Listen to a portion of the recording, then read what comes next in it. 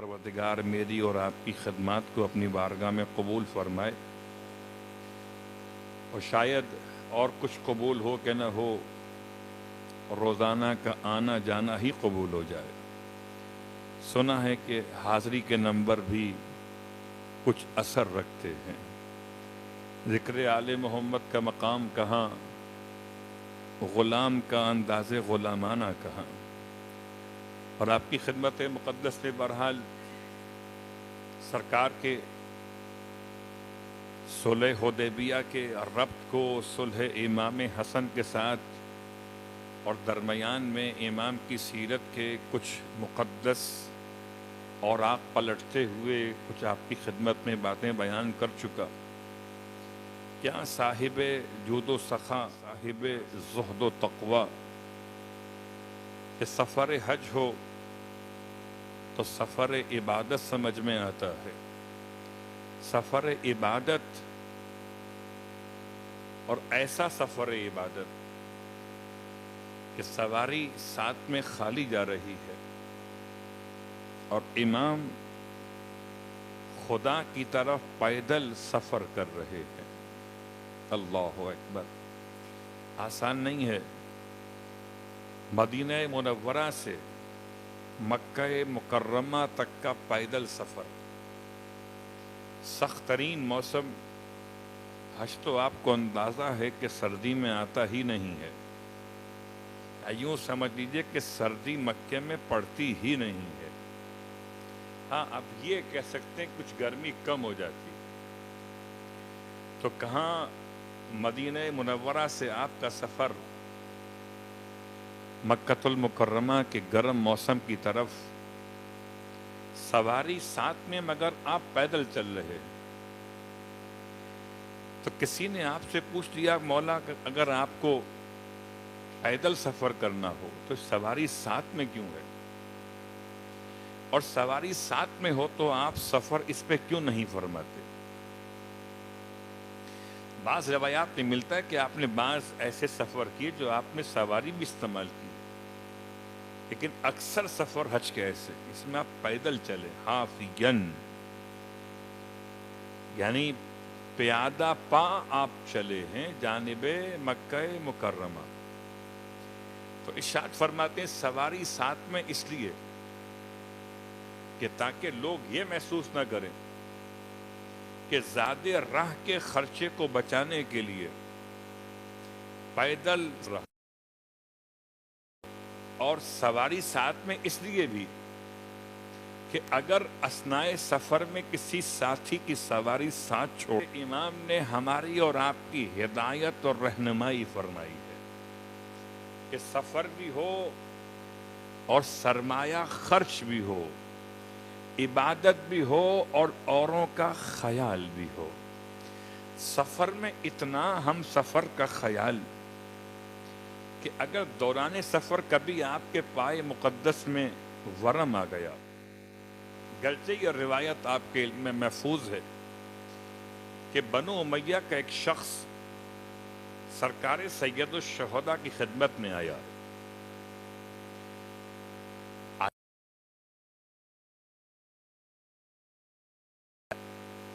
افراد میں سے بعض افراد ایسے رہے ہیں، خود یزید کے گھر میں آپ کو حسینی مل جائے گا، تو بہرحال امام کی خدمت میں آتا ہے، امام سے اظہار عقیدت کرتا ہے۔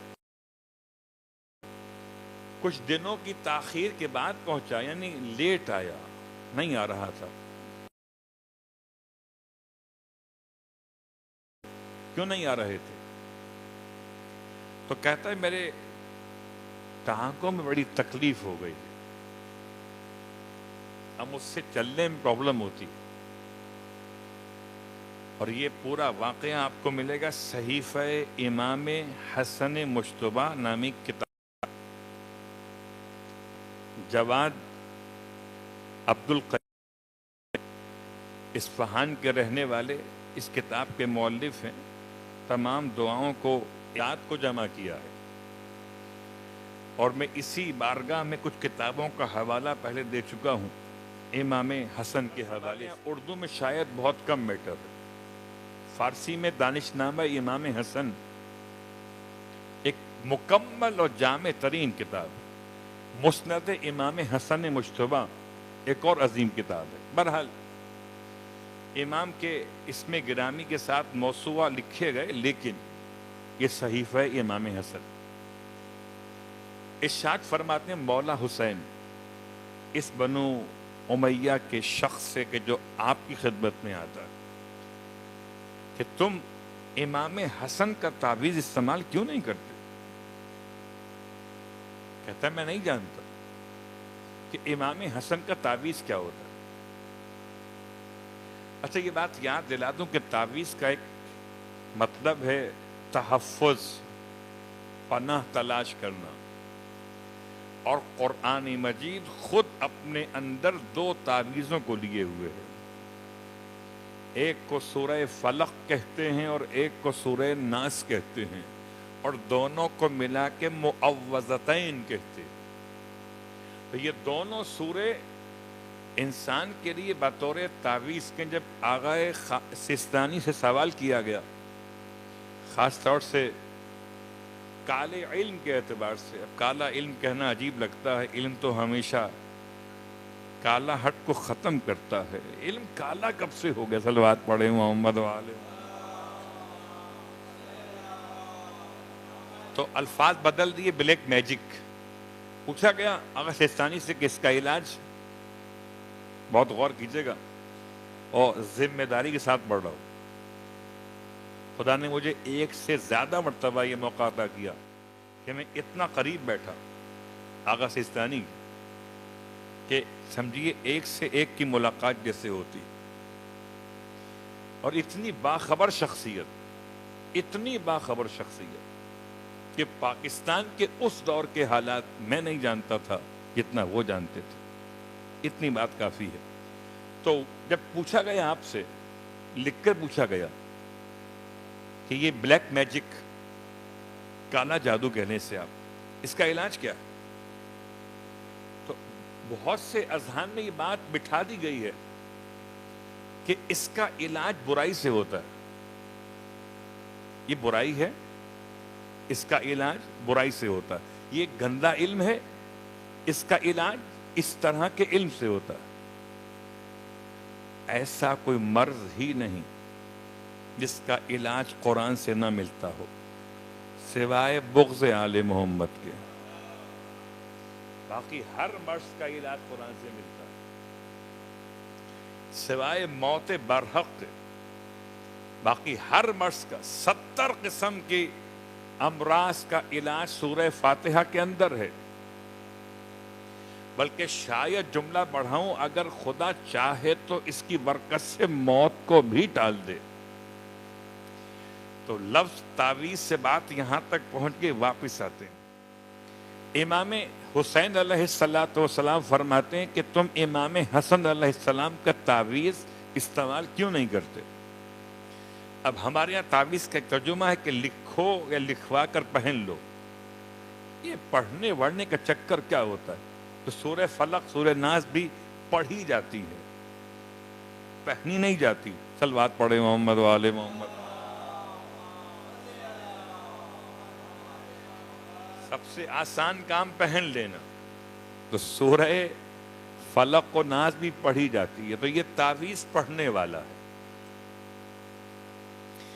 بات سے بات چونکہ نکلتی ہی چلی جا رہی ہے، تو ایک ایپلیکیشن اتباع عباسیہ نے بنائی ہے،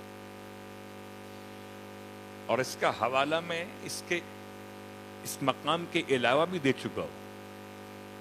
اتباع عباسیہ مولا عباس کے حرم سے ایک ایپلیکیشن جو اینڈرائیڈ موبائلز کے لیے تیار کی گئی، اس کا نام ہے حقیبۃ المومن. اور یہ عربی میں اور آپ کو انگلش میں مل جائے گی. اس میں ہر روز کا الگ ایک تعویذ لکھا گیا ہے، اور کبھی اگر اس کا ترجمہ نکال کے پڑھیں، جو کہ یہ تعویذ آپ کو مفاتی میں نہیں ملے گا. یہ تعویذ آپ کو شاید اور دیگر کتابوں میں نہ ملے جو ہمارے یہاں استعمال ہوتی ہیں، اور جن کتابوں میں ہے وہ کتابیں ترجمہ ہی نہیں ہوئی. عربی سے فارسی میں ہو گئیں مگر اردو میں ترجمہ نہیں. تو روز کا تعویذ الگ ہے، اور اس علاج کے لیے امام فرماتے ہیں تم امام حسن کا تعویذ پڑھا کرو. کہتا ہے وہ کیا ہوتا ہے؟ فرمایا کہ سورہ مبارکہ الفتح کی آیت نمبر 1 سے آیت نمبر 7 تک، آیت نمبر 1 سے آیت نمبر 7 تک، یہ 7 آیتیں تمہارے پیروں کے، تمہاری ٹانگوں کے درد کا، بیماری کا علاج ہے. یہ میں نے جب پڑھا تو اس کا مجھے اثر خود سفر زیارت پر نجف سے کربلا جانے والے زائرین نے اس کا اتنا عمدہ اثر بتایا کہ جو پڑھ لیتا ہے تو اس کی تکلیفیں ختم، مگر یقین شرط ہے آزمائش. نہیں، صلوات پڑھیں محمد و آل محمد.